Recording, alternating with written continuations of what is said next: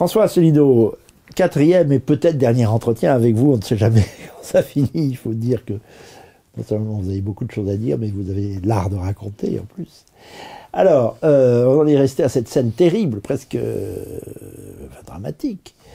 Vous découvrez qu'à propos de la candidature de Pasqua au présidentiel de 2002, il vous a menti, il vous a fait travailler pour rien, il n'a pas cherché ses parrainages. Vous aviez été prévenu, vous n'avez pas voulu le voir. Et il m'avait, entre quatre yeux, comme on dit, juré, etc. Juré qu'il irait jusqu'au bout. Oui, mais vous savez, vous découvrez la politique à ce moment-là. J'en ai d'autres à vous servir, mais pour l'instant, c'est vous le sujet. Et, entier comme vous êtes, vous allez finir par créer un parti politique. Il y a un petit détour auquel je tiens, c'est le RIF, Rassemblement pour l'indépendance de la France, parce que sur ces entrefaites, l'entreprise Pasqua Villiers Garot, sous le nom de RPF, Rassemblement pour la France, éclate. Périclite, oui. Finit même devant les tribunaux entre Pasqua et Villiers. Moi, je crée le RIF pour prendre la suite du RPF, Rassemblement pour l'indépendance de la France, à la place de RPF. J'ai simplement changé une lettre. Je crée ça avec... j'étais député à ce moment-là comme président fondateur, avec un président exécutif qui est Jean-Paul Bled et un secrétaire général Alain Bournazel. Et vous rejoignez ce RIF. Ce qui m'a fait plaisir. Nous gagnons le référendum de 2005. Enfin, on fait semblant de le gagner, on croit qu'on le gagne. Non à la Constitution supranationale.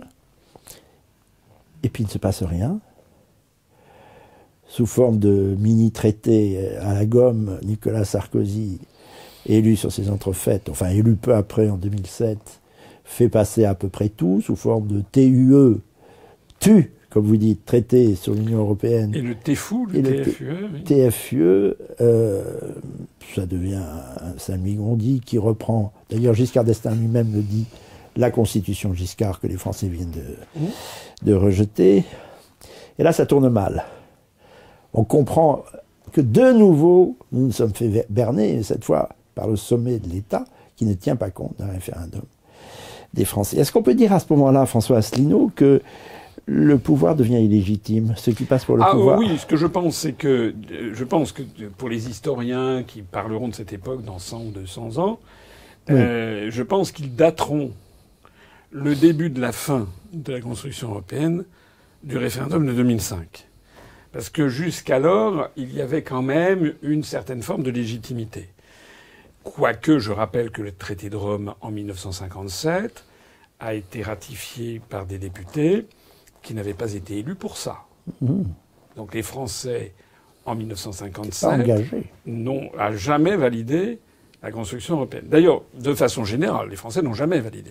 Puisqu'il y a eu, en fait, 1957, le traité de Rome, donc ratifié sans que les Français n'aient vu la balle passer, puisque les députés n'avaient pas été élus sur cette affaire. Ensuite, il y a eu un référendum en 1972 organisé par Pompidou pour demander aux Français s'ils étaient d'accord avec l'élargissement notamment à au Royaume-Uni, à l'Irlande, au Danemark et à la Norvège. Énorme abstention. Et à ce moment-là, Mitterrand fait déjà de la politique, enfin toujours de la politique aérienne, mais Mitterrand donne instruction d'appeler à s'abstenir ou à voter blanc ou nul, ce qui fait d'ailleurs scandale au passage, parce qu'on considère qu'un grand parti ne peut pas faire ça. Et donc le slogan de Mitterrand, c'est « Oui à l'Europe, non à Pompidou ». Donc il appelle à l'abstention, ce qui, à la réflexion, je trouve ça honteux. On ne peut pas jouer à la roulette russe sur la destinée de la France pour des raisons politiques. Oui, mais ça le servait. Oui. Lors du référendum de Maastricht en 92, attention, il y a eu près de 4%, plus de 3% en tous les cas d'abstention. C'est-à-dire que le vrai résultat, c'est 49, un peu plus de 49 de oui, 48, un peu moins de 48 de non, et plus de 3% de blanc et nul. Ce qui fait qu'on ne peut même pas considérer que Maastricht soit si légitime que ça. Je vous coupe pour rétablir les choses. C'est-à-dire que la légitimité de la Constitution européenne est discutable dès son début. Je suis d'accord. En tous les cas, en 2005, c'était très net, le non l'emportait. Et il faut y ajouter un élément auquel je suis extrêmement sensible aussi, et qui est les conditions de l'expression du suffrage universel et les conditions de la campagne. Or, il y a eu, notamment le livre de Serge Halimi, Les nouveaux chiens de garde. Vous en aviez parlé. Voilà. Il y avait plus de 80% du temps de parole était consacré à des partisans du oui. On faisait débattre des partisans du oui de droite, de chiraciens par exemple, malheureusement on avait appelé à voter oui, avec des partisans du oui de gauche, qui faisaient semblant de s'opposer, mais c'était tous les deux d'accord pour appeler à voter oui. C'est absolument dingue. Donc ce qui est inouï dans l'affaire de Maastricht, c'est que le non ait fait un tel score. Parce que normalement, tout était fait pour que le non fasse 20%. Il y a eu quand même 49% des votants, des bulletins exprimés, qui ont 48, et quelques, qui ont voté non. Mais enfin bon, au regard de l'histoire, bon, c'est quand même le oui qui l'a emporté à Maastricht, hélas. Et 2005. En revanche, 2005, c'est là où il y a une césure historique. C'est qu'en 2005, on a beau tout prendre dans tous les sens, les non étaient largement majoritaires. Non, c'est non. 55 contre 45, et avec en plus un fort pourcentage d'abstention. Or, ce qui s'est passé, c'est-à-dire le fait que Sarkozy, par des artifices de présentation, ait inclus en petit dans son programme qu'il allait faire voter un mini-traité, en fait, le même que celui qui avait été refusé, sauf qu'on vous donnait un coup de ciseau, on divisait en deux parties, et puis on retirait un point-virgule ici, et notamment le drapeau européen, qui n'était pas reconnu, alors que désormais vous avez vu... Il revient par la fenêtre. Il revient par la fenêtre. Mais donc, et ça a été présenté pour un vote au Congrès, aux députés et sénateurs. Et là, il y a honteux, ça aussi. Oui, non, là, il y a une vraie forfaiture. Vous savez, par exemple, forfaiture aussi. C'est interdit, par exemple, en Californie, lorsqu'il y a un référendum vous savez, d'initiative populaire, ça existe comme en Suisse, etc. En Californie, un projet de loi qui est soumis au référendum des Californiens, s'il est rejeté, ne peut pas être adopté ultérieurement par autre chose qu'un nouveau référendum. Ce qui est le paralyse des formes que tous Alors les juristes connaissent. Le truc a été refusé par les Français et on l'a fait accepter par Là les aussi, par nous les revenons parlementaires. toujours sur l'un des fils conducteurs de notre conversation, il y a la question morale. Oui. Ces Absolument. députés qui, en autobus, je les ai vus partir, je faisais une manifestation, le RIF, nous faisions une manifestation, partaient de l'Assemblée nationale du Sénat pour aller à Versailles en congrès, toute honte bue, pour aller foutre une gifle à leurs électeurs. Vous avez dit non, mais on va dire oui à votre place. Qu'est-ce que vous en pensez? Oui, ben, je suis d'accord avec C'est vous. encore la question morale. C'est une question... Il n'y en a pas un pour oui. dire je ne peux pas. Si, il y en a eu deux ou trois. Ah non, mais c'est la même chose que ce que nous vivons quotidiennement avec ce que fait Macron. Là, par exemple, on apprend aujourd'hui même, nous sommes le 13 juillet, on apprend par un article du Figaro qu'il y a quelque chose comme 154 soldats français avec 250 soldats allemands qui s'entraînent à une guerre totale, c'est le terme de haute intensité, en Lituanie, à quelques kilomètres de la frontière biélorusse. Au nom de quoi? Au nom de quoi? Est-ce que vous le saviez? Moi, non. Est-ce que vous êtes d'accord avec le fait que les soldats français se battent avec des Allemands pour envisager une guerre totale contre la Russie? Moi, je ne suis pas d'accord. L'Assemblée n'a jamais rien dit. Est-ce que les députés ont voté? Non. Alors, c'est quoi l'article 35 de la Constitution française qui pose le principe que lorsqu'il y a une intervention militaire à l'étranger, au bout de 4 mois, l'exécutif doit, c'est pas peu, c'est doit soumettre la poursuite de cette opération à l'Assemblée nationale et qui donne ou non son accord. Il aurait dû y avoir un vote 4 mois après le mois de février. Alors à chaque fois, ce sont des artifices de langage. Oui, mais on n'a pas déclaré la guerre. Oui, mais on ne fait que des soutiens. Oui, mais là, ça se passe en Lituanie. Mais oui, bah d'accord. En gros, on est en ce moment entraîné dans un engrenage de plus en plus dramatique vis-à-vis de la Russie. Et là, c'est quand même des faiblesses de notre Constitution, il faut le reconnaître. C'est que la Constitution avait été faite et taillée à la mesure de Charles de Gaulle, qui, lui, avait de la morale et de l'éthique politique. Bon, pas toujours, certains pieds noirs diront qu'il les a enfumés, c'est vrai. Mais dans des conditions historiques très particulières. Mais par exemple, on l'a vu avec le référendum de 1969, de Gaulle ayant eu 47, et quelques % des suffrages pour le oui au référendum de 69, immédiatement, comme il l'avait annoncé, a présenté sa démission parce qu'il a estimé que les pouvoirs importants que la Constitution française donne au président de la République ne sont légitimes que tant que le président de la République sait qu'il peut compter sur la majorité des citoyens français. Voilà. Et là, ça n'est plus le cas, et donc il s'est approuvé. Et les journalistes de dire le pouvoir tient bon contre le peuple. Comme donc, si c'était voilà, normal en démocratie. Tient bon contre le peuple. Oui. Ah. Donc là, par exemple, de ce point de vue-là, je suis désolé, mais Chirac, c'est l'anti-De Gaulle. En 2005, il avait fait un référendum sur la Constitution européenne qui est battu. Il avait appelé à voter oui. Normalement, il eût été fidèle à l'esprit de la Ve République, il devait démissionner. Mais alors, il y a un effondrement moral. Vous dites un jour, je vous ai entendu dire, il y a une crise financière, il y a une crise économique, il y a une crise politique, il y a une crise culturelle, il y a une crise agricole. Mais au-dessus de tout ça, disiez-vous, et je crois que c'est très important, il y a une crise morale, un effondrement moral. Oui, oui. Dans tous les sens du mot moral, à la fois de la morale publique et aussi du moral des Français. Les deux vont de pair. C'est le moral et la morale. Ils n'acceptent plus rien, du coup. Voilà. Plus rien n'est légitime.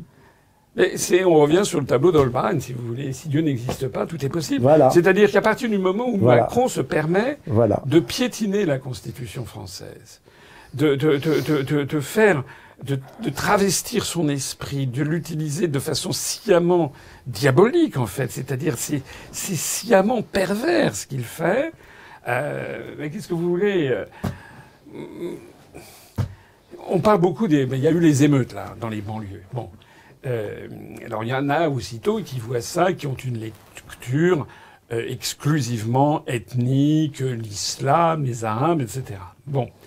J'ai vu, là, d'ailleurs, dans le journal L'Opinion, là, qui vient de sortir, ils se sont fait communiquer les prénoms des 2300 personnes qui ont été arrêtées et incarcérées. Et on s'aperçoit que les prénoms d'origine arabo-musulmane ont une majorité relative de l'ordre de 45%. Bon. Mais ça veut dire qu'il y a aussi, ce qu'a dit Darmanin n'est pas tout à fait faux. Il y a aussi des Kevin et des Mathéo, comme il a dit. Alors, il y a le premier prénom qui arrive en tête, c'est Mohamed. Il y en a 180 sur 2300, etc. Allez voir, mais Kevin, c'est un autre problème. C'est l'américanisation aussi. Oui, oui. Mais ça veut dire, non, ça pas nécessairement des Français. Oui, oui. Ce sont des Français américanisés qui ne sont plus français. Ça veut dire que la lecture zémourienne, est une lecture qui est absolument partisane. Je ne nie pas qu'il n'y a pas de problème. Mais Éric Zemmour part au plus pressé. Oui. Ne le caricaturez pas non plus. Non, mais il y a quand même une lecture exclusivement de nature submersion par l'islam. C'est quand même ça la lecture du truc. Je note, on en a parlé d'ailleurs dans la réunion précédente, la conversation précédente, que le même Zemmour ne dit jamais un mot sur le rôle des États-Unis. Ça, c'est ta question. Notamment, qui finance les frères musulmans? Quel est l'ambassadeur qui va traîner en Seine-Saint-Denis pour faire des bourses pour aller traverser outre-Atlantique? L'ambassadeur des États-Unis. L'ambassadeur des États-Unis. Ce sont les États-Unis. Madame Ramayad, elle est où? Elle est dans un think tank aux États-Unis pour développer la culture. Alors pourtant, Éric Zemmour veut sortir de l'OTAN. Hein, il ne faut pas non plus caricaturer. Oui, enfin, bon, Éric Zemmour qui veut sortir de l'OTAN, moi je l'ai pas beaucoup entendu sur l'Ukraine, hein, et ce que je sais, c'est qu'il veut rester dans l'Union européenne. Or, vouloir, ça c'est comme Mélenchon. Mélenchon, il dit qu'il veut sortir de l'OTAN, mais il veut rester dans l'UE. Sauf que l'article 42 du traité de l'Union européenne précise que quasiment l'Union européenne est soumise à l'autorité de l'OTAN. C'est pas dit comme ça, mais ça revient. Bon. Donc tout ça n'est pas cohérent. Alors, là, François Asselineau, on va pas être d'accord peut-être pendant quelques minutes. Ah ben c'est possible. C'est même peut-être souhaitable. Vous montrez un autre aspect de votre personnalité. J'essaie de défendre Éric Zemmour, d'abord parce que c'est un ami, et puis que j'essaie de comprendre tous ceux, malgré tout, qui lèvent le drapeau national. Et j'aimerais que tout cela se voit et s'aime et s'apprécie et travaille ensemble. Vous entrez au RIF. Vous le niez, mais j'avais l'intention, en tant que président, de vous nommer vice-président, en raison de vos nombreuses qualités que j'avais déjà repérées, et puis le fait que je vous ai connu de nombreuses années plus tôt. Congrès de Toulouse, pardon de cette anecdote, ça paraît très anecdotique. Non, c'est la création du PR dont vous allez parler, c'est tout sauf une anecdote. Oui, mais là vous êtes membre du RIF. J'aurais voulu que vous soyez, vous prétendez que vous n'avez jamais été, dans mon esprit, vous étiez vice-président. Au Congrès de Toulouse se passent deux choses importantes. La première, c'est que, voyant que nos élites, qui sont des oligarchies tout simplement, nient la voix du peuple et le le non-traité constitutionnel européen, décide de changer de vitesse et d'écrire un manifeste pour la sortie de l'Union européenne.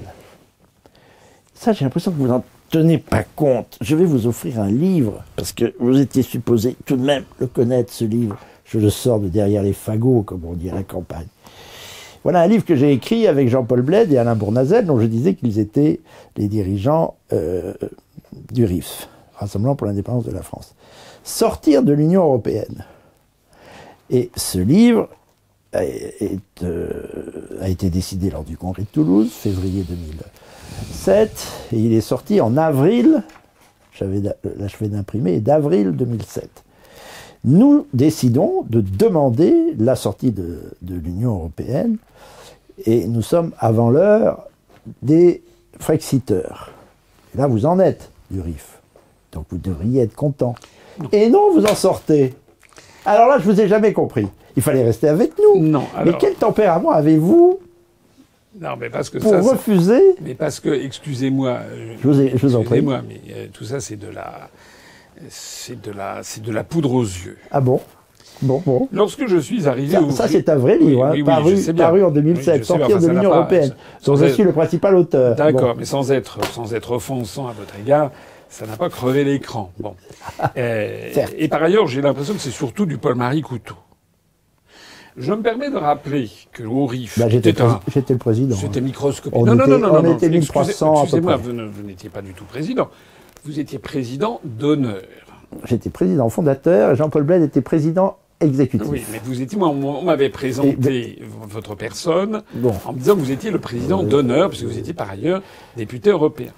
Et le président... Et par ailleurs engagé auprès de Philippe de Villiers, c'est ça le drame. Et en plus, qui venait de me faire réélire député. Voilà. Et donc, j'étais donc avec... on m'avait présenté Jean-Paul Bled, président. Et écrivain, professeur à la Sorbonne, historien. Et comment s'appelle-t-il Alain Bournazel. Alain Bournazel, hélas décédé depuis. Ancien vice-président du Conseil régional d'Aquitaine. Voilà, qui était secrétaire général. Donc moi, je suis allé. D'ailleurs, Pasquale avait su, après notre algarade légendaire, on avait quand même gardé des contacts. Et un jour, il m'avait dit, j'ai vu, vous allez au RIF, je me demande bien ce que vous allez faire là-bas, il ne représente rien. Et je lui avais dit, président, il ne représente peut-être rien, mais au moins, eux, ils ont des convictions. Ah.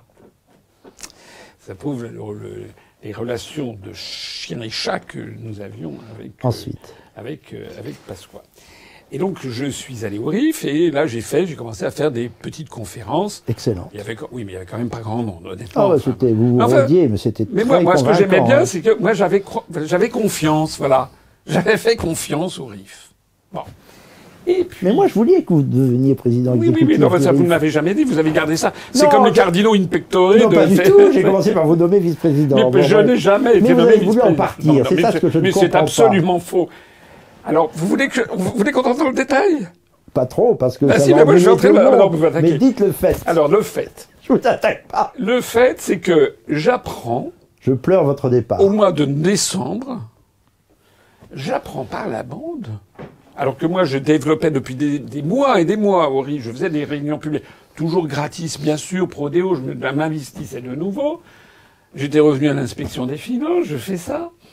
Et je milite pour la sortie de l'Union européenne. Et d'ailleurs, Jean-Paul Bled, le président, Bournazel, me tresse des lauriers, c'est formidable. Mais moi aussi. Voilà, donc moi je me disais, mais ça aurait été comme ça aurait été parfait. Sauf que j'apprends deux choses. On ne s'est jamais expliqué là-dessus. Il est temps de le faire devant des caméras 20 ans plus tard. Deux choses que j'apprends.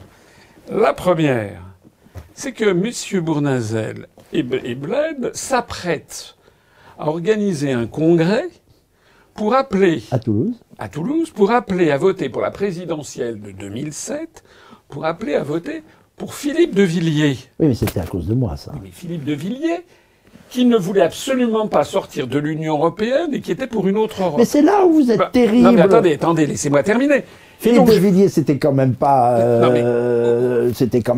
la fédération, les fédéralistes européens. Mais c'était un moindre mal. Non, il n'y a pas de moindre mal. C'est comme si vous disiez... Mais vous n'étiez pas candidat. Non, mais À ce moment-là, c'est ce que Il y avait j'avais. pas de candidat pour la Non, sortie. mais pourquoi le RIF d'ailleurs présentait pas de candidat? J'aurais pu éventuellement poser un candidat. Il était question que je sois candidat. Et puis, je suis mais ainsi je n'ai pas fait. été Oui, candidat. mais écoutez, J'étais auprès de Philippe de Villiers. l'épisode que j'avais vécu auprès de Pasqua m'avait convaincu d'une chose, Oui. c'est que il y a deux façons de faire de la politique. Il y a la politique aérie et il y a la politique, comme disait De Gaulle, la voie droite. Oui. Bon. À partir du moment où quelqu'un ne veut pas sortir de l'Union européenne, c'est terminé. Je ne veux plus en entendre parler. Voilà. Mais je ne veux plus en entendre. Mais ça c'est très gentil ce que vous me dites. Mais c'était pas ce que disait le vrai président et le secrétaire général. Ça, vous l'avez écrit. Vous êtes trop entier. Non, Il non, était non, question c'est à pas la que je suis fois de entier. Non, non, soutenir non, Philippe de Villiers sur une Non, ligne non, de non. sortie de Non, l'Union non, oui, non, européenne. non, on est d'accord. Mais ça, c'est là que le. C'est comme ça la politique Non, non, qu'on non, compose. ça c'est le fruit de toutes les Ça, je vous le compromissions. reproche. Non, c'est au contraire. Si vous n'en faites pas. Non, non, mais alors vous me reprochez d'être gaulliste, en fait. Parce que justement, De Gaulle, c'est l'homme qui a dit non. Parce que ça, ce que vous me dites, c'est du Pétain. Pétain, il n'était pas pro-allemand. Ah non, Bon, certainement Pétain, pas. il disait, la France a été battue, il faut composer.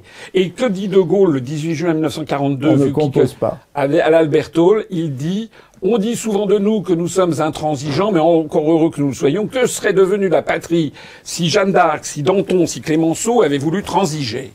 Nous sommes trop faibles pour pouvoir transiger. Jeanne d'Arc, Danton, Clémenceau, De Gaulle. Asselineau. Et pourquoi pas? En tout cas, vous savez quoi? Il y a la deuxième chose que je voulais dire. Ce que j'ai appris sur Jean-Paul Bled, président du RIF, c'est qu'il était par ailleurs au conseil d'administration de la fondation Koudonov-Kalergi. Ce que j'ignorais. Présidée par Otto de Bismarck, le prétendant au trône impérial d'Autriche-Hongrie. Écoutez, moi quand j'ai découvert c'est pas Otto ça, de Bismarck, c'est Otto de Habsbourg. On va recommencer, oui, parce que quel lapsus. On recommence. Mais c'est très bien cette explication, je suis ravi de l'avoir. J'ai découvert que Jean-Paul Bled, président du RIF, était par ailleurs membre de la fondation Koudonov-Kalergi. Alors certains connaissent pas Koudonov-Kalergi, vous savez, c'est un type qui a une histoire extraordinaire, qui était métis, japonais, confédéraliste européen, qui a inventé la Confédération européenne au début du 19e siècle. Mais c'est pas la fédération. Et puis qui avait aussi, qui militait justement pour un mélange des peuples en Europe, enfin, etc. Enfin, tout un truc, hein, Koudonov-Kalergi, la proposition de pan-Europe, etc. Entre les deux guerres. Voilà. Et donc, cette fondation siège à Vienne, en Autriche, présidée par Otto de Habsbourg, prétendant au trône impérial de l'Empire des Habsbourg. Écoutez, moi, quand j'ai appris ça, je me suis dit, c'est comme si on apprenait que le pape avait construit dans ses appartements privés du Vatican un mihrab pour prier en direction de la Mecque. La Confédération ne supprime pas les nations, alors la Fédération les supprime. On n'est pas... Vous imaginez De Gaulle Mais est-ce que Général de Gaulle était opposé à une confédération des nations européennes? Alors c'est encore une histoire, tiens, je vais raconter, c'est encore une bonne anecdote avec Pasqua, tiens. Un jour, avant qu'on se fâche, dans mon programme, je proposais déjà la sortie de l'UE, de l'euro, etc.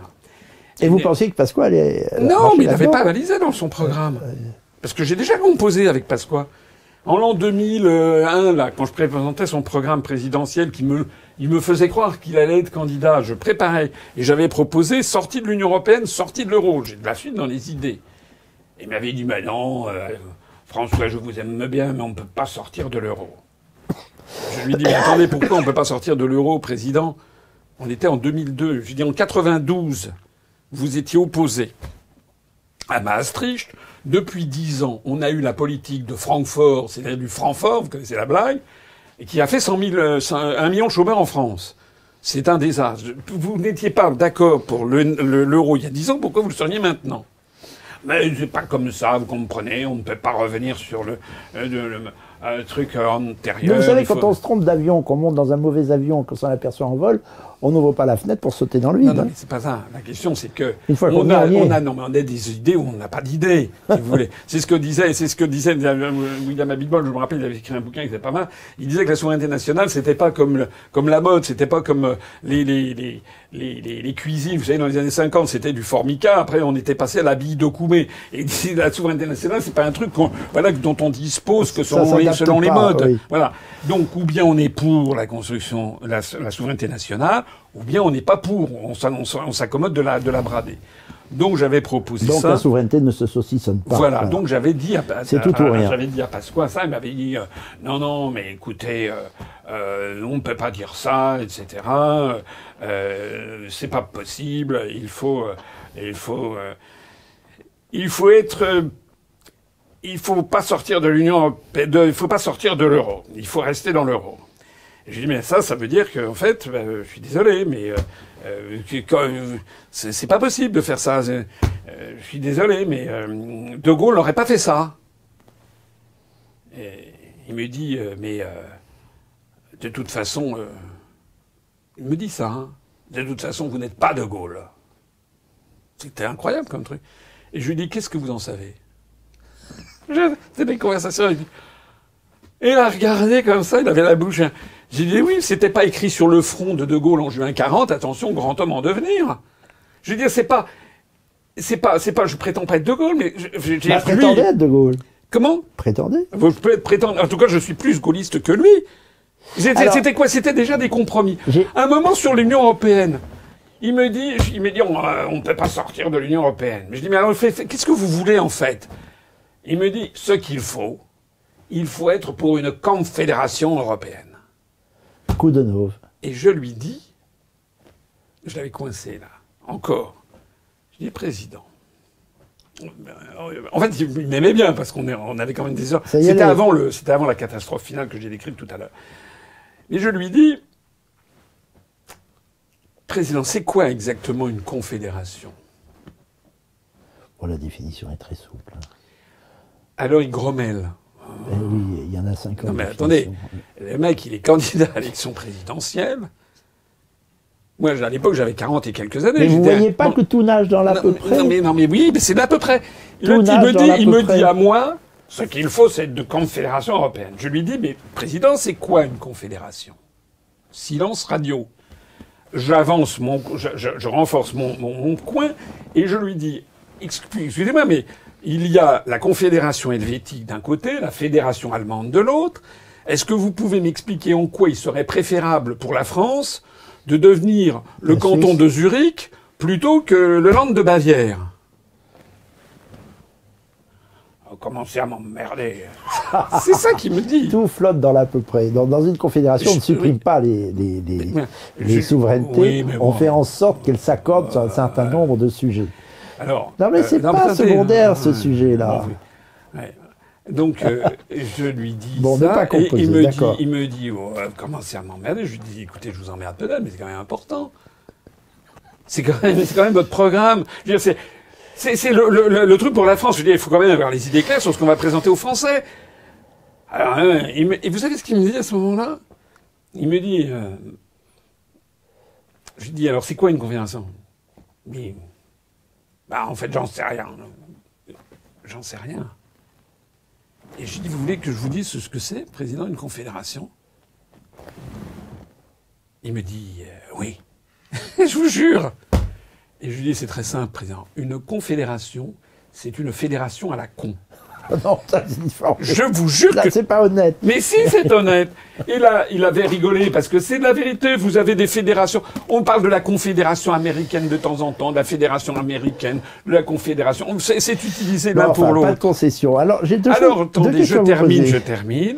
Donc, lorsque j'ai découvert que Jean-Paul Bled, le président du RIF, était au conseil d'administration d'un truc qui militait pour la construction européenne sous la tutelle de la famille de Habsbourg, je me suis dit, je me suis quand même un petit peu fait avoir. Hein. Et deuxièmement, lorsque j'ai vu, alors certes, il y a ce bouquin qui est sorti après coup, mais la doctrine c'était qu'il allait appeler à voter soit pour Philippe de Villiers, soit pour Nicolas Dupont-Aignan, qui dans un cas, non, c'était Philippe de Villiers parce que j'étais député mais donc pour Philippe de Villiers, mais qui ne voulait pas sortir de l'Union européenne. Donc, ayant été échaudé, parce que je vous ai dit tout à l'heure, j'ai un défaut personnel, c'est que j'ai tendance à faire confiance aux autres, aux gens spontanément. J'ai un autre défaut, c'est que lorsque cette confiance a été trahie, c'est fini. Et je suis très rancunier. Et surtout, je me le remémore pour d'autres situations. Et donc, j'ai compris, je me suis dit, avec Pasqua, j'ai compris, maintenant, je ne ferai plus jamais confiance Ah. Et quand j'ai vu cette affaire de RIF, je me suis dit, c'est quand même pas croyable. C'est une cabine téléphonique. Excusez-moi, mais c'était très petit, le RIF. Mais je m'étais dit, avec toute ma confiance. C'était pas un micro-parti. Bon, je m'étais dit, au moins, c'est ce que j'avais dit à Pasqua, au moins ils ont des convictions, au moins ils veulent, voilà, comme dit De Gaulle, hein, il faut être droit et la voie droite, c'est, là, il faut marcher droit vers la vérité, alors, dit De Gaulle, et la vérité, c'est la souveraineté nationale. François Asselineau, on vous le reproche beaucoup, cette intransigeance. Oui, ben c'est ce qu'on reprochait à De Gaulle. Alors, j'étais très Il y a une chose, attendez, les gens qui disent on vous le reproche. Là, je m'adresse à tous les gens qui nous regardent. Oui. Et à vous, qu'est-ce que vous préférez? Vous préférez, moi, les gens avec Asselineau, ils savent ce qu'ils auront, ils savent ce qu'ils n'auront pas. Ma vie, c'est ça. C'est-à-dire que si je voter pour Asselineau, c'est voter de façon absolument certaine pour la sortie de l'Union européenne. Et vous croyez que le général de Gaulle n'a jamais composé? Après, avec l'épreuve du pouvoir, oui. Mais déjà à Londres. Il en a avalé des couleuvres. Bien sûr qu'il a avalé. Et moi, vous croyez que j'en ai pas avalé des couleuvres? Ça me fait penser à ce qu'avait dit William Abitbol, qui était très drôle. Un jour, il m'avait dit, oh, mon pauvre ami, j'ai avalé tellement de couleuvres que je pourrais ouvrir un muséum d'histoire naturelle. J'en suis là aussi. Parce que moi aussi, alors, deux choses. D'abord, c'est à peu près affreux, c'est-à-dire la paresse intellectuelle et la frivolité, dans laquelle baigne tout le monde, y compris Pasqua, quand il vous oppose la Confédération sans savoir ce que c'est, alors que c'est pas un sujet secondaire. Quand même. Ça, c'est de la frivolité, c'est de la paresse intellectuelle. Ça va très loin.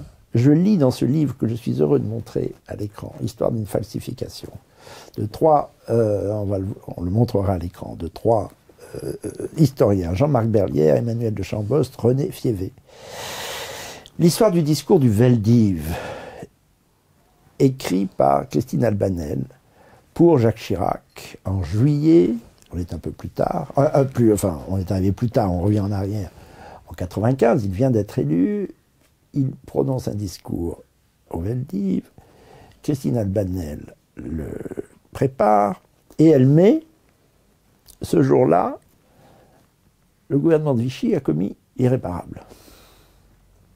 Au moment, explique-t-elle, de relire son discours, avant de le présenter au président de la République nouvellement élu, Jacques Chirac, elle s'aperçoit qu'elle a mis le gouvernement de Vichy 2 lignes plus tôt.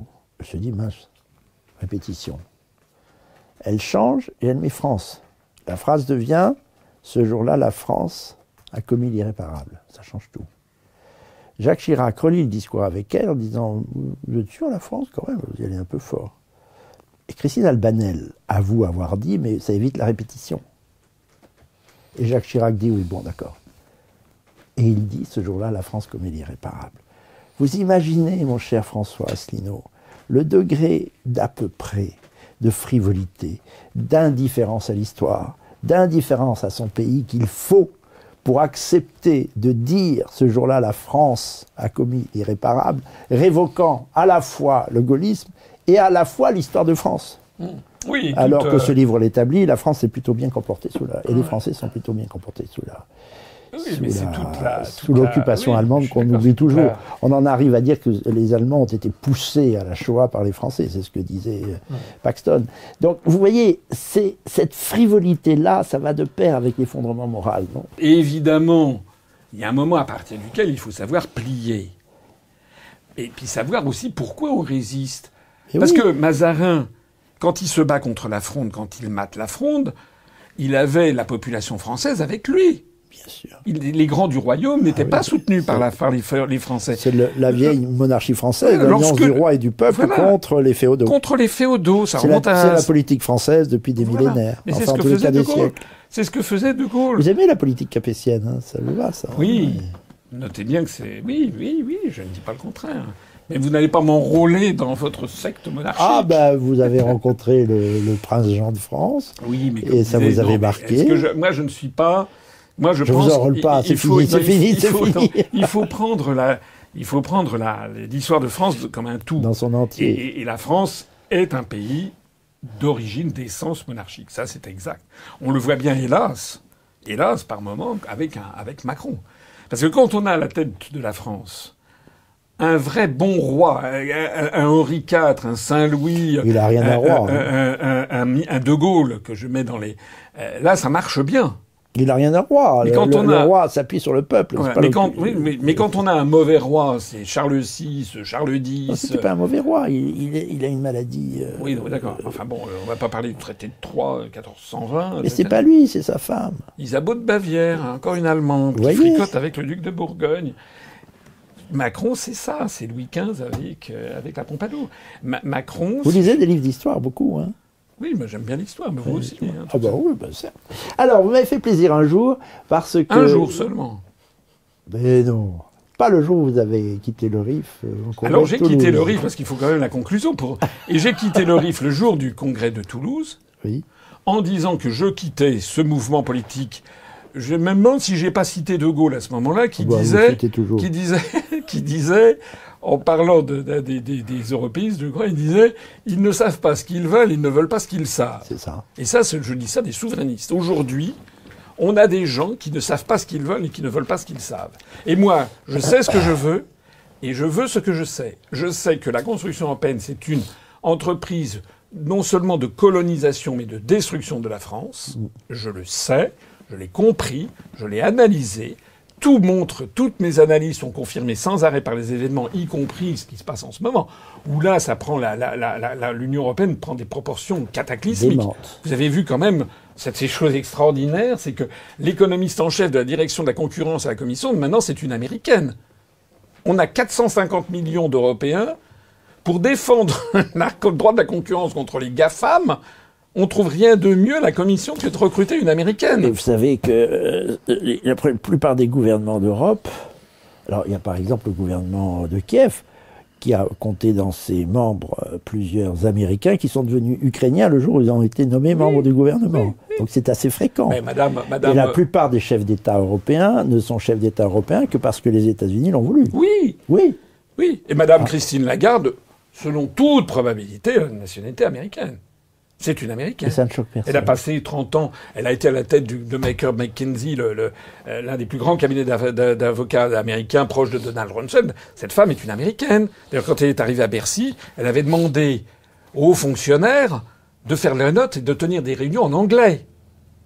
À Bercy. Ils sont toujours... les réunions à Bercy se passent toujours en anglais, je sais. Non. Ah ben non, écoutez, je vous promets qu'il y a des... Alors là, il y a de nombreuses réunions à Bercy qui se passent en anglais. Peut-être avec des hôtes internationaux. Non.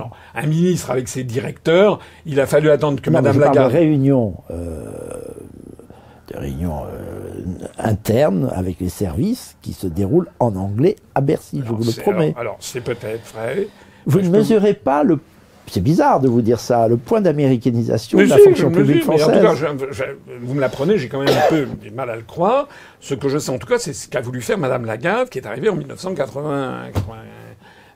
Et vous croyez qu'il n'y a pas des chefs d'entreprise qui imposent l'anglais à leur... ce qu'ils appellent leur board, alors qu'ils sont français, que les entreprises sont françaises. Vous croyez que les recrutements de cadres par les entreprises françaises, les entretiens d'embauche, n'ont pas lieu en anglais?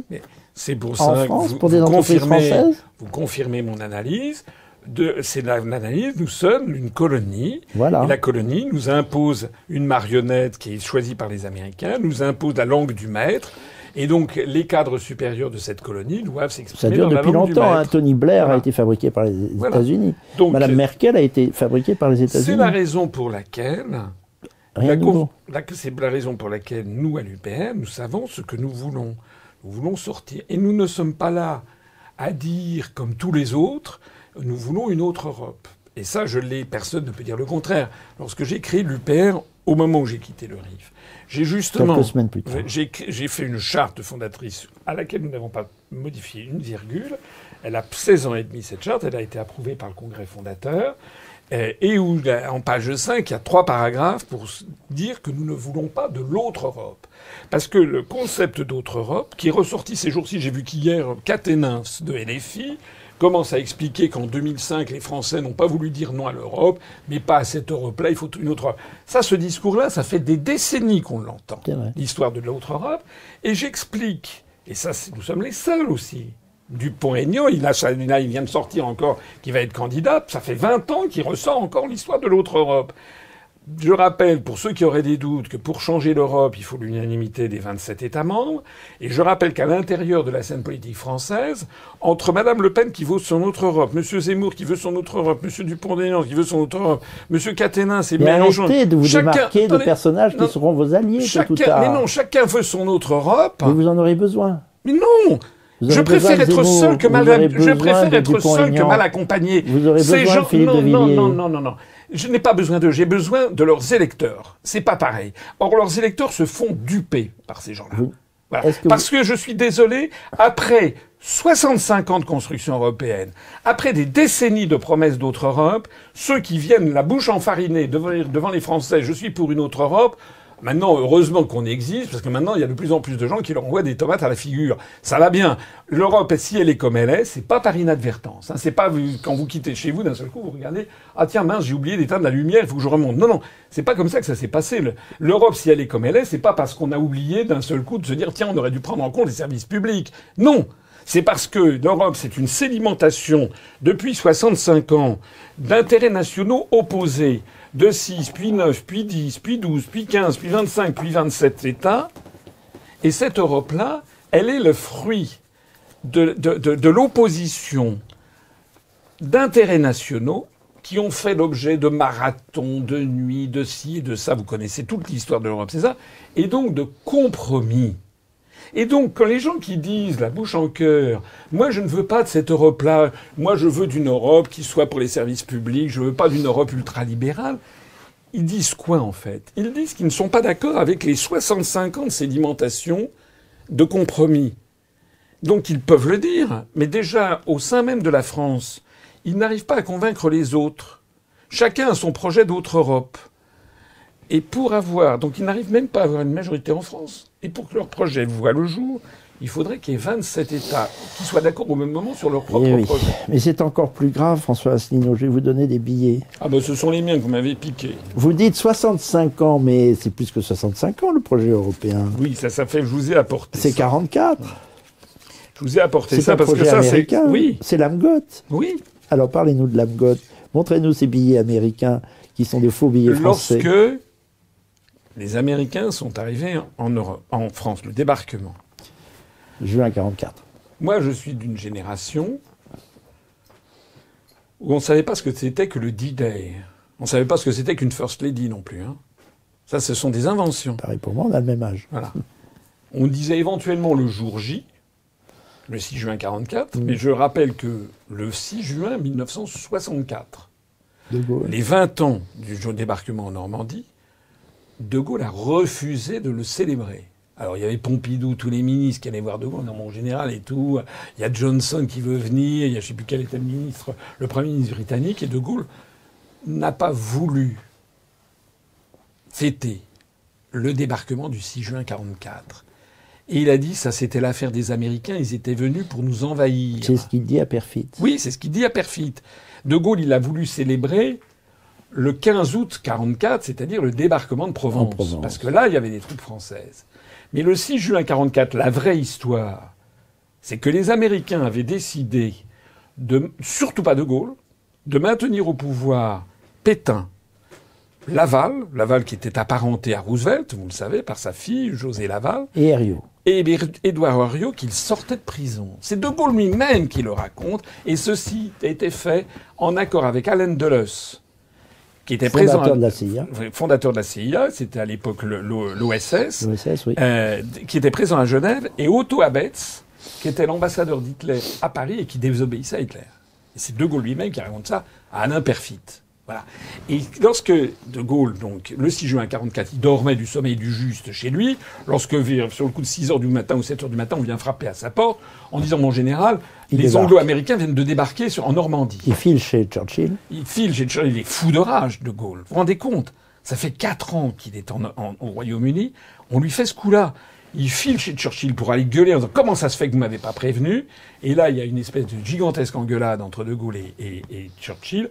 Et c'est là que Churchill lui dit, entre le grand large et entre le continent et le grand large, nous choisirons toujours le grand large.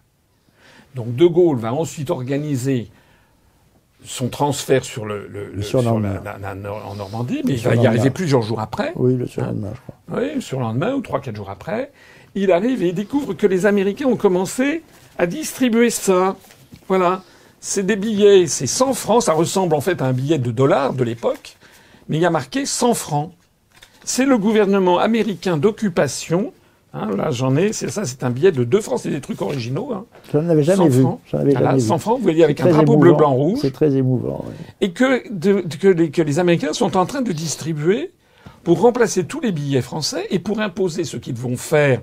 Ils veulent le faire également en Allemagne, parce que je vous ai apporté dans ma munificence la même chose. Ça, c'est un Deutschmark, fait made in USA. Et en Italie, la lire. La lire.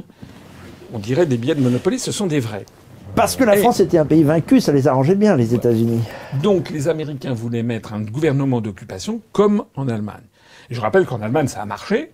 Ils ont donc imposé ce billet de Deutschmark, comme ça, jusqu'en 1949, où ils ont rendu la souveraineté monétaire à l'Allemagne, qui a créé à ce moment-là le Deutsche Mark que nous connaissons, enfin que nous avons connu jusqu'en 99. Voilà.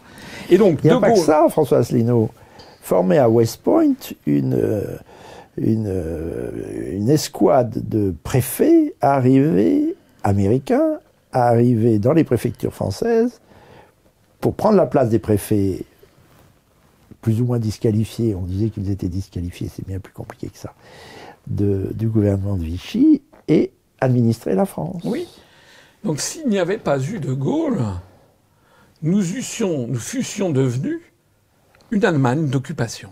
Ou une Italie. Ou une Italie. On aurait été sous occupation. Il est toujours aujourd'hui d'ailleurs. Jusqu'en 1955, un truc comme ça. Je rappelle que l'Italie est entrée à l'ONU en 1955 et l'Allemagne, les deux Allemagnes en 1973. Nous avons publié au Nouveau Conservateur donc de Gaulle, un dossier sur l'occupation. De Gaulle, toujours aujourd'hui, de l'Italie et des élites américaines, enfin des élites italiennes par les États-Unis. C'est toujours un pays occupé, l'Italie. Voilà, donc ce qu'il faut vraiment comprendre... Vous lisez le Nouveau Conservateur? Non, je vais vous donner ce dossier. Ce qu'il faut vraiment comprendre, c'est que tout le monde a à la bouche le gaullisme, et la quintessence du gaullisme, c'est l'intransigeance dans la défense de la patrie. L'intransigeance dans l'indépendance nationale. De Gaulle disait aussi, il faut savoir nommer l'ennemi. Nommer l'ennemi. Il dira plus tard, il faut regarder les Américains droit dans les yeux, ils finissent par s'y faire. Parce que De Gaulle, il avait compris en 40 le danger essentiel de la France, c'était l'Allemagne nazie. Ça, il l'avait compris, il s'est battu pour. Mais après, il a compris que le danger essentiel, finalement, c'était moins l'URSS que les États-Unis d'Amérique, qui avaient décidé à leur tour de mettre la main sur la France. Il utilise devant Perfit le mot invasion, pour nous envahir. Oui. C'est très fort, nous envahir. Oui, oui. C'est pour ça qu'aujourd'hui, si vous voulez, quand je vois la classe politique française autorisée dans les médias, qui ne dit jamais un mot sur les États-Unis. C'est-à-dire, à part moi, est-ce que vous connaissez beaucoup de responsables politiques qui ont appelé un chat, c'est-à-dire la destruction de gazoduc Nord Stream par les Américains, 99,9% de probabilité, ils l'ont annoncé. C'est là votre faiblesse. Philippe de Villiers a écrit un livre qui s'appelle La 51e étoile sur le drapeau américain. Mais oui, mais... Pour dire ce que vous dites. Oui, mais après il fait quoi, Philippe de Villiers? Après il fait des mamours à Macron. J'ai pas rêvé. Il l'a reçu. Ils se sont fait des mamours devant la télévision, la radio. Une opération commerciale pour promouvoir le... Non, mais bon, mais oui, mais ça, vous savez... Là, c'est de la politique aérée. Les Français, ils sont comme moi. Oui, oui. Beaucoup de Français. Justement, pourquoi il y a ils composent beaucoup aussi, les Français. Mais pourquoi il y a 50% d'abstention? Plus, maintenant. Moi, je m'adresse pas aux gens je m'adresse aux 50% de Français qui votent plus. Et qui disent, moi, je veux plus entendre parler de la politique, c'est tous des salopards, c'est tous des traites, c'est tous des ci, c'est tous des ça. Ils ont besoin d'honnêteté, de morale, comme vous l'avez dit. Comme ils ont besoin dit tout au long de ces conversations. Et ils doivent savoir que lorsqu'ils votent pour un candidat, ils doivent savoir de façon irréfragable, comme on dirait en droit, c'est-à-dire qu'on ne pourra pas revenir dessus, qu'ils vont avoir telle politique. Que le type ou la femme ne va pas leur mentir, ne leur fait pas un enfant dans le dos. Ou s'il change, il sera obligé d'expliquer le pourquoi du comment. Moi, j'ai des défauts, mais j'ai aussi des qualités. Et la qualité ce que j'ai dit aux Français, c'est que depuis 16 ans et demi, je dis, et depuis plus longtemps en fait, les gens, on a évoqué avant l'UPR, sinon avant l'UPR, je dis toujours ce que je vais faire. Et donc les gens qui vont voter pour l'UPR, ça va être le cas en 2024 pour les européennes, Mais si les électeurs se mettent à voter pour la énième fois pour le Front National, ça va changer quoi? Ça fait 20 ans qu'il y a des députés Front National au Parlement européen. Ça a changé quoi? Ils ont un moyen de bouleverser la scène politique française. C'est de voter pour nous, pour l'UPR. Le parti qui est caché. Parce que même si vous avez la majorité au Parlement européen, vous ne l'aurez jamais. Parce que les Français ne sont quand même pas majoritaires. J'ai bien compris. Et même si vous emportez 100% des voix, vous ne changerez pas le Parlement européen. J'ai bien compris. Et même si vous changez le Parlement européen, vous ne changerez pas la machine. J'ai bien compris. Mais la différence... Et la Commission. J'ai bien compris. Vous n'allez quand même pas présenter des listes l'année prochaine. Bien sûr que si. Nous allons aux élections comme on l'avait fait, mais simplement la différence, c'est que si, au lieu de faire 1,2%, comme aux élections européennes de 2019, cette fois-ci on fait 8 ou 10%, les médias mainstream ne pourront plus nous clasher. Vous voyez De Gaulle présenter une liste aux européennes en essayant de faire 8 ou 9%. De Gaulle, attendez, alors là on peut faire des... Il faut savoir, l'êtes-vous ou pas? Non. Non, parce que là, vous transigez. Non, je ne transige pas. Je joue avec le réel. De Gaulle, je rappelle un truc. C'est que entre le 18 juin 40 et le 26 août 1944, l'installation du gouvernement président de la République française rue de Grenelle, il se passe exactement 4 ans, 2 mois et 8 jours. 4 ans, 2 mois et 8 jours. La France libre, c'est 4 ans, 2 mois, 8 jours. Moi, j'ai créé l'UPR, ça fait 16 ans et demi. Est-ce que vous voyez la différence? La différence, c'est que De Gaulle, il intervient à un moment où la France est en guerre. Et tous les Français savent que la France est en guerre. Il n'y a pas de... Alors qu'aujourd'hui, c'est ce qu'a dit Mitterrand, dans le dernier Mitterrand, de Georges-Marc Benabou. La France est en guerre, et les Français ne le savent pas. Mais c'est une guerre féroce, sans mort, du moins apparemment. Et une guerre à mort, les Américains veulent un pouvoir sans partage sur le monde. Voilà. Donc, si vous voulez, moi je fais avec ce que je peux. Ce que je sais, c'est que ce qui est... moi je le vois, les gens qui découvrent l'UPR, qui me découvrent, qui écoutent ce que je dis 1 fois, 2 fois, 3 fois, 5 fois, ils deviennent adhérents ou sympathisants. À 80%. Des gens de bonne foi. Des gens de mauvaise foi, bon d'accord. Mais les gens de bonne foi, des Français normaux qui écoutent ce que je dis, qui réfléchissent, ils finissent par adhérer ou par sympathiser pour l'UPR. C'est vrai qu'on a notre influence grandie. Mais ce que je sais aussi, c'est que tout est fait pour nous cacher. Pour nous cacher. Ça recommence en ce moment avec les sondages. On voit les premiers sondages qui apparaissent sur les élections européennes.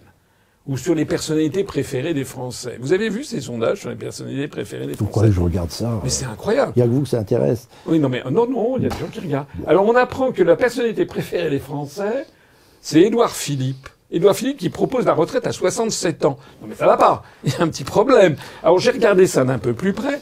C'est pas du tout la personnalité préférée des Français. C'est un sondage qui est extrêmement vicieux. On présente une liste fermée de 25 ou 30 personnes. Qui préférez-vous là-dedans? Et vous n'y êtes pas. Évidemment. Mais n'y est pas non plus Philippe de Villiers ou Nicolas Dupont-Aignan. Si, Dupont-Aignan, je crois, y est, me semble-t-il. Mais Jean Lassalle n'y est pas. Enfin, donc vous avez un choix. Donc c'est pas les personnalités politiques préférées des Français, c'est la personnalité dans une liste de 25 personnes que vous préférez. Et puis par ailleurs, vous savez que les sondages sont redressés. Voilà. Oui, actuellement, il y a toute une politique de mise en orbite d'Édouard Philippe pour 2027. Ne vous y intéressez pas tant que ça. Et pour les élections européennes, mais c'est très important les sondages, parce que non, ça a été mis au point aux États-Unis, ça s'appelle le self-fulfilling prophecy, la prophétie autoréalisatrice. Oui. Bon, les Américains ont découvert, ils ont toutes les entreprises, toutes les manipulations possibles. Un sondage, en ce moment, on commence à voir arriver des sondages pour les européennes. L'UPR n'y est pas. Je n'y suis pas. Mais moi, on a chez nous des adhérents. De temps en temps, ça arrive, qui reçoivent un coup de fil. Allô, c'est l'Ipsos. Voilà, c'est un sondage, c'est pour les européennes. Vous voyez, très bien. Est-ce que je peux vous demander, monsieur, pour qui vous avez voté en 2019? Oui, pas de problème. Vous avez voté pour qui? Pour l'UPR, la liste Asselineau. Ah, très bien. Il y avait 34 listes, on la nôtre. On est arrivé 13e sur 34. C'était finalement pas si mal. Très bien, Asselineau. Et pour 2024, vous comptez voter pour qui? Asselineau. Asselineau. Ah oui, mais j'ai pas ce nom-là sur la liste. Ah bon? Alors comment je fais? Il faut que vous choisissiez quelqu'un d'autre. Mais c'est authentique, je vous dis, ce sont des vrais témoignages. Ah bon, mais qu'est-ce que je peux faire? Alors, alors ce que dit le type, dit, le plus proche, par exemple, Dupont-Aignan. Ah bah d'accord, Dupont-Aignan. Alors ici, c'est comme ça qu'on nous sort du Dupont-Aignan à 4%, et Asselineau a disparu de la circulation. Ici, deux questions, François Asselineau. La première d'ordre juridique. Vous aimez la Ve République? Non, je ne vais pas dire le mot aimer. Je dis que la Ve République, telle que conçue par De Gaulle, dans le contexte de 1958, était une excellente constitution. Ce que je vois, c'est que je vois que quand elle est mise dans de mauvaises mains, comme c'est actuellement le cas, oui. Quand par ailleurs elle a quand même été travestie par toute une série de modifications démentielles, à commencer par le quinquennat, qui déséquilibre complètement l'économie interne politique de la Constitution, c'est devenu une mauvaise chose. Je vais poser ma question d'une autre manière, plus précisément. Vous avez observé que l'élection du président de la République se fait à 2 tours, pas un. Pourquoi? Parce qu'il faut que le premier tour on choisit, le deuxième on élimine. Il faut que celui qui l'emporte rassemble. Toute l'œuvre du général de Gaulle a été de rassembler et d'aller chercher des gens qui n'étaient pas spécialement d'accord avec lui. Il a quand même eu Giscard comme ministre des Finances, il a gouverné avec des socialistes quand il était président du Conseil en 58, de 58 à 59, puisqu'il est arrivé à l'Élysée en 59, et encore après, les premiers gouvernements Debré ont compté des socialistes. Ils n'étaient pas d'accord. De Gaulle a composé. C'est la logique de nos institutions, qui sont aussi d'inspiration royale. Le roi rassemble. Attendez. Alors, comment faites-vous pour rassembler si vous éliminez tout le monde? Non, mais alors d'abord, je n'élimine personne. Ah bah, vos plus proches en tous les cas. Non. D'abord, contrairement à ce que vous dites, il n'y a pas 2 tours dans cette élection. Il y a 4 tours. Le premier tour, c'est les parrainages. Les parrainages, oui. Il faut donc avoir les reins suffisamment solides pour aller démarcher des milliers de maires pour essayer d'avoir leur parrainage. C'est un travail de titan, d'autant plus que les partis politiques, la quintessence de l'élection du président de la République au suffrage universel, tel que De Gaulle l'a voulu en 62, c'était pour court-circuiter les partis politiques. Et donc, les partis politiques chassés par la porte sont revenus par la fenêtre en demandant à tous les élus qui ont leur étiquette de ne parrainer que le candidat du parti. Ce qui est c'est un scandale démocratique, puisque normalement, ce n'est pas un vote, c'est simplement sélectionner les gens qui sont aptes à être candidats à l'élection présidentielle. C'était ça l'idée d'origine. Maintenant, c'est devenu une espèce de premier tour de piste où les grands partis font tout pour éliminer les petits partis. Y compris d'ailleurs avec cette forfaiture que constitue la publication des noms des maires parrains, puisqu'un maire parraine un candidat. Moi, j'ai eu des maires qui m'avaient parrainé en 2017, comme en 2022 d'ailleurs. En 2022, j'ai pas eu les 500 parrainages. Je les ai eu en 2017. Des maires qui n'étaient pas d'accord avec ce que je disais. La majorité était intéressée. Mais il y en a très peu qui, surtout en 2017, qui étaient d'accord avec tout, notamment la sortie de l'Union européenne. Mais ils considéraient... Mais vous dites qu'il suffit que vous parliez à quelqu'un pour le convertir. Vous n'avez pas converti les maires. Non, mais attendez, je ne suis pas allé voir moi-même les milliers de maires. Donc, mais ils ont estimé, il y a même des maires très pro-européens qui ont dit, bon, je suis pas d'accord, mais c'est vrai, vous avez raison. Les Anglais, ils ont voté ça, c'est un débat qui doit avoir lieu en France. C'est ça que ça veut dire. Mais la publication de leurs noms, c'est comme si on publiait les noms, par exemple, je ne sais pas moi, des policiers qui font maintien de l'ordre. Enfin, les maires se sentent complètement trahis dans leur mission. C'est incroyable. Donc ça, ce premier tour, c'est les 500 parrainages. Ensuite, vous avez le deuxième tour essentiel, c'est la sélection par les médias. C'est là que tout se fait. C'est là que tout se fait. Par les propriétaires des médias. Par les propriétaires des médias et par les sociétés de journalistes dans les médias aussi. Et par ceux qui manipulent tout le monde et qui ne sont pas français. Pas forcément, exactement. Voilà. Donc c'est ça le deuxième tour. Les aventures le deuxième tour essentiel, il est là. De François Fillon. Ensuite, il y a le premier tour et le deuxième tour. Voilà. Donc déjà, il faut revoir ça. Deuxièmement, je suis le premier d'accord sur le fait qu'il faut rassembler. L'UPR, prenez notre charte, c'est un rassemblement. D'ailleurs, à l'UPR, si vous venez à l'UPR, vous verrez des gens de tous les horizons. de toutes les origines politiques, économiques, sociales, ethniques, etc. On a énormément d'enfants d'immigrés, on a des Français de tous les bords, des anciens communistes. Oui, mais enfin, il faudra bien que vous travaillez avec d'autres politiques. Non, mais attendez. Là, vous me parlez, c'est le régime des partis que vous me proposez. Non, il faudra que vous arriviez, je me suis tué à le dire, en pure perte d'ailleurs, pendant 2 ans à Marine Le Pen. Il faut composer un gouvernement avec des hommes aguerris, c'est-à-dire avec des gens...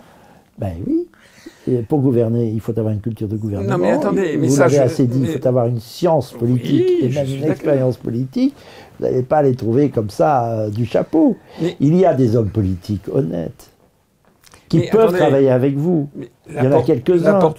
Vous fermez la porte à tout le monde. Mais non, pas du tout. Je vais vous donner un nom. Jean-Frédéric Poisson. Je l'ai invité sur UPR TV, il est venu. Très bien. Bon. On peut gouverner avec Jean-Frédéric Poisson. Et Jean-Frédéric Poisson, il s'est précipité chez Zemmour. Pas précipité. Ah, il a été le premier à rallier Zemmour. Vous n'étiez pas candidat, je aussi. Oui, il était le premier à rallier Zemmour. Il a été le premier à rallier Zemmour. Je ne dis pas pour rien, d'ailleurs. Voilà. Je ne sais pas d'ailleurs ce qu'il est devenu depuis lors. Mais moi, je l'ai invité. Je sais. Mais il faudra un jour que vous ayez quelque escouade de politique aguerrie. Mais écoutez, admettez que vous soyez élu. Mais évidemment. Vous allez gouverner avec qui? Oh, mais ça fait partie. Vous savez, c'était l'argument des Giscardiens à l'automne 1980. Je me rappelle qu'ils disaient, mais vous vous rendez compte, Mitterrand est seul, il n'arrivera jamais à gouverner. Oh, bon, c'est pas vrai. Vous savez, comme disait De Gaulle, ça sera le trop plein. Non. Il y a un temps pour tout. Ça, c'est la Bible, dans l'Ecclésiaste. Il y a un temps pour tout. Et puis il y a aussi c'est pas dans l'Ecclésiaste, c'est dans le Cantique des Cantiques, il y aura les conséquences. Il y a un temps pour tout. En ce moment, il s'agit d'imposer une vision de la France et une vision de la solution. Donc toutes les personnes, d'où qu'elles viennent, qui sont d'accord, comme sous la Résistance. Nous, on a recréé le CNR. On était les premiers à parler du CNR. Ne parlez pas du CNR, je vous en prie. On a été, on veut rassembler tous les gens qui ont compris que le combat numéro 1, c'est de sortir de l'Union européenne. Ah. Et de l'OTAN. Et de l'Union européenne, de l'euro et de l'OTAN. Ce sont les trois choses. Vous commencez par l'OTAN, c'est le plus simple d'ailleurs. Oui. C'est plus simple. Non, parce que l'Union européenne, à partir du moment où on est dans l'UE, on est dans l'OTAN. Donc, si vous voulez, ça, c'est quand même le problème. Vous allez attendre pour sortir de l'OTAN? Non, il faut le faire tout de suite. L'OTAN, article 13... De Gaulle l'a fait en 66 d'une simple lettre. Non, mais De Gaulle n'est pas sorti de l'OTAN en 66. Du commandement intégré, par une lettre. Il a fait du commandement militaire intégré. Mais avec d'ailleurs un délai.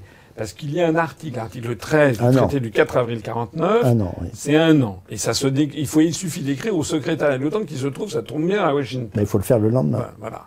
Mais moi, allez voir ma conférence, s'appelle Le jour d'après. J'ai dit, que la première chose que l'on fait, c'est que on convoque un sommet des chefs d'État et de gouvernement de l'Union européenne, et on leur dit, voilà, à partir de maintenant, on met en œuvre l'article 50, et donc on a des 2 ans pour négocier la sortie de l'UE. En même temps que l'article... En même temps qu'on écrit en disant, dans 1 an, on sort de l'OTAN. Ça, c'est de plein droit. Dans les 2 cas, c'est de plein droit. Au bout de 2 ans, si on n'a pas trouvé un accord avec les autres pays d'Europe, on sort de plein droit. Sans accord. Voilà. Donc, les choses sont pas... Alors, ce qui est vrai, c'est que sortir de l'OTAN, c'est facile, en fait. C'est ce que je dis. Enfin, du moins, commençons par ça. Il faut une volonté politique quand même très, très solide. Hein. C'est quand même s'opposer à l'impérialisme américain. Bon. Alors, il faut faire attention aux drones, il faut faire attention aux empoisonnements, ou à je sais pas quoi. Aux assassinats. Aux assassinats. Parce que De Gaulle, il a échappé. Hein. Mais... Y compris à des assassinats diligentés par les Américains. Oui, bien sûr. Pendant la guerre. Bien sûr. Roosevelt. Bien sûr. Et vous savez tout ça. Mais oui. Vous savez beaucoup de choses. Mais oui, non, mais ce qui est vrai, mais vous aussi, vous connaissez beaucoup de choses. Mais simplement, ce qui est tragique, c'est que l'on est confronté à une population qui a un lavage de cerveau, qui ne connaît rien. On lui raconte des salades. Moi, je vois aujourd'hui, par exemple sur des réseaux, il y a des gens qui pensent honnêtement que Poutine, c'est un nouvel Hitler. Et que Poutine, son objectif, c'est d'envahir l'Ukraine, ensuite la Pologne, ensuite l'Allemagne et ensuite la France. C'est la version quasi officielle.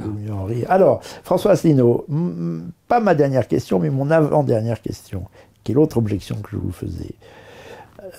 J'invoquais la Ve République, la nécessité pour être un président de la République de rassembler. Alors, qu'on l'on soit bien clair, Allez lire Il la y a charte. autre chose. C'est un truc de large rassemblement. D'accord. Simplement, là où vous ne pouvez pas me demander... Vous avez combien de membres? Beaucoup, je crois. Alors, on a eu des hauts et des bas. On a eu beaucoup de bas depuis 2 ans, hein, parce qu'il y a eu le putsch, toutes les tentatives de déstabilisation, pour ce qu'on a eu ça, avec d'ailleurs des petits copains souverainistes qui sont derrière. Ah, mais le marigot souverainiste, ne m'en parlez pas, je le connais mieux que vous. Hein, les attaques personnelles que j'ai subies. Il ne m'attire pas plus que vous. Oui, j'écrirai un jour mes mémoires sur tout ce qui s'est passé. Ouais, c'est ce que je suis Donc en train de après, faire. quand il y a des gens qui disent il faut faire alliance avec un tel et un tel, ça va. Bon, hein, quand on connaît le... Non, Alors, c'est bon. la seconde objection, elle pourrait davantage vous intéresser, enfin, moins vous gêner. Vous connaissez l'histoire de France, vous aimez l'histoire de France, vous nous parlez beaucoup d'élections, mais il y a un hiatus. L'histoire de France ne s'est pas faite à coup d'élections. Oui, je sais. Mais c'est... Je vais vous dire, Dites-moi. c'est peut-être... Vous avez trouvé peut-être la question qui me taraude depuis des années et à laquelle j'ai du mal à trouver une réponse, parce que c'est une question très vicieuse. Affreuse. Et affreuse, en fait. C'est que si vous réfléchissez bien, Oui. je crois que tout le monde à peu près est d'accord sur le fait que le plus grand homme d'État français du XXe siècle, c'est Charles de Gaulle, en France. On est d'accord. Il n'est pas jamais arrivé au pouvoir par les élections. Jamais. Première fois, 18 juin, un coup d'État. Un prononciamento. Un coup d'État. 18 juin, c'est un Oui. coup d'État magnifique. Oui, enfin, on peut dire ça. Oui. Et en 58, c'était effectivement aussi. La menace d'un coup d'État. Et la seule fois où il s'est présenté. C'est-à-dire qu'il y a des coups d'État salvateurs. Oui. Et la seule fois où il s'est présenté aux élections, c'est en 1965 où il a été mis en ballottage. C'est affreux. Et ça s'est pas très bien passé. Donc c'est affreux. Et ça, j'avoue que quand on me dit ça, je reconnais que... Alors que malheureusement, Macron est arrivé au pouvoir. Voilà. Et là, donc, il y a une question corrélée à celle-là. Il y a des gens qui me posent cette question, et j'avoue que ça, c'est la seule question à laquelle j'ai du mal à répondre. Des gens qui m'expliquent, monsieur, vous nous expliquez qu'il y a une extraordinaire corrélation entre le résultat dans les urnes et la couverture médiatique. C'est vrai. Ça a été prouvé 1000 fois. Vous savez, les courbes de corrélation, c'est affreux. Entre le nombre d'heures passées dans les médias, l'argent collecté et le résultat dans les Et tout ça est affreux. Tout l'état du pays est affreux. Voilà. Le et donc, il y a des gens qui traficotage, me disent, tout est affreux. qu'est-ce qui vous permet de penser que vous arriverez au pouvoir puisque vous n'avez ni l'argent ni les médias? Alors, ce que je réponds à ça, c'est 2 choses. La première, c'est que... C'est quoi l'alternative? C'est qu'on doit tous aller se coucher, on est battu, c'est l'esprit d'abandon. Et il y a un troisième terme, Oui. le coup d'État. Oui, alors l'autre, moi je ne parle pas du coup d'État, mais on peut en parler si vous voulez. C'est moi qui le vous deuxième en parle, terme c'est pas vous, je ne veux dis, pas vous c'est que- salir, c'est moi qui en parle. Oui. C'est moi qui suis partisan du coup d'État, je Oui, ne mais bon, veux mais pas ça, vous salir. oui, mais comme je dis souvent, vous savez, c'est le proverbe chinois, voilà, c'est dormir toute sa vie que de croire à ses rêves. C'est que, regardez l'armée française. La plupart des généraux de l'armée, maintenant, font carrière dans le cadre de l'OTAN. Et la Providence. Alors, la Providence, moi, je l'appelle Ça, Internet. c'est ma dernière question. Je l'appelle Internet. C'est-à-dire que ce que je pense, c'est que il y a, on le voit, de mois en mois, la perte de crédibilité des grands médias et la montée en puissance d'Internet. On est entre 2 mondes. Là, les grands médias restent majoritaires, mais ils perdent du pouvoir petit à petit. Alors la Providence... TV Liberté, Non, la Providence... UPR TV, Non, oui. le Nouveau mais Conservateur, non, mais il peut y avoir... les sites. Oui, Vous savez, regardez ce qui s'est passé. La construction européenne présente beaucoup de points communs avec la construction du socialisme. Je l'ai déjà expliqué 50 fois. Dans un cas comme dans l'autre, c'est une téléologie. C'est-à-dire, on prévoit ce qui arrivera ultérieurement. C'est un horizon indépassable, etc., etc. Bien. La construction du socialisme était fondée sur la négation de l'intérêt individuel. C'était pas bien. Donc, il fallait le collectif. Sauf que quand on casse l'intérêt individuel, les gens, ils se laissent aller. Voilà. Et donc, à chaque fois qu'un pays communiste commençait à dégringoler, les dirigeants qui voulaient un peu redynamiser l'affaire, c'était le lopin de terre individuel dans les kolkhozes. On remettait un petit peu d'intérêt individuel. Bon. La construction européenne, c'est la même chose, à ceci près que ça n'est pas l'intérêt individuel qu'il faut combattre, mais l'intérêt national. Au contraire, il y a une espèce d'hyperbole de l'intérêt individuel. C'est fondé sur une espèce d'individualisme forcené, mais la négation de l'intérêt national. Mais de la même façon que quand on casse l'intérêt individuel, les gens n'ont plus envie de travailler. Quand on casse l'intérêt national, pourquoi voilà. Donc c'est là où on perd. Il y a la perte de morale, la perte de tout. C'est que c'est quoi la France? Pourquoi? D'ailleurs, c'est le problème. Et les Français sont malheureux. Donc, bien sûr. Lorsque vous malheureux. voyez Sarkozy qui dit la France, aimez-la ou quittez-la en parlant aux jeunes d'origine immigrée, je dis mais lui, il aime la France, Sarkozy. Dès qu'il avait D'ailleurs, il l'a quitté depuis longtemps. Dès qu'il avait 3 jours, il filait aux États-Unis. Ben oui. Bon, et Macron, il aime la France? Non. Moi, ce que je vois, il l'a quitté depuis longtemps, la France. Je vois qu'il y a beaucoup de Français d'origine étrangère qui aiment la France. Pas tous, hein, bien sûr. Bien sûr, je suis pas un bisounours. Hein, je sais très bien ce qui se passe. Il suffit d'un dixième de 15 millions pour faire 1,5 million d'armées étrangères occupant le pays. Hein. D'accord, je sais bien. Mais il faut savoir aussi qui va être derrière. Et quel est le modèle comment dirais-je, favorable à la France. J'ai vu que Zemmour, il a dit, là, c'était... ça recommence. Oui, parce qu'il était interviewé par Apolline de la Malherbe pour la 15e fois. Madame Apolline de Malherbe, qui ne m'a jamais invité une seule fois. Laissez Éric Zemmour tranquille. Oui, non mais attendez. Je pense pas, pour ma part, que quelque élection que ce soit change quoi que ce soit. Oui, mais alors l'autre hypothèse, c'est le coup d'État. Mon hypothèse, c'est la Providence, et c'est la dernière question que je peux vous poser, parce qu'hélas, 3 fois hélas, il faut que nous interrompions, ou que nous achevions notre cycle de conversation, auquel je vous remercie tant de vous être plié. Je crois d'ailleurs que nous sommes le 13 juillet et que vous partez en vacances. Je vous souhaite de bonnes vacances, cher François Asselineau. J'espère que vous prenez du temps pour vous, pour vivre en famille, pour lire. Un petit peu, oui. Que vous ménagez votre monture. Oui, mais vous savez, la politique, c'est quand même, je pense, l'activité humaine qui est la plus dévoreuse de temps. Mais vous êtes heureux. Oui, enfin, ça dépend des moments. Ce qui est vrai, c'est que ça me donne le sentiment Vous vous regardez dans la glace heureux. Oui. Franchement, oui. C'est-à-dire que même... si vous voulez, je pense aux fins dernières, et je me dis, j'aurais fait ce que j'ai pu. C'est bien. Vous savez ce que disait Camus, le héros n'est pas celui qui fait ce qu'il veut, mais celui qui fait ce qu'il peut. Voilà. Et donc maintenant, si je parle de providence. Si je parle de héros, c'est parce que je vous ai vu un jour sur une... J'ai regardé beaucoup de vidéos, vous les multipliez, vous encombrez un petit peu, mais c'est très bien, vous saturez un peu avec beaucoup de succès,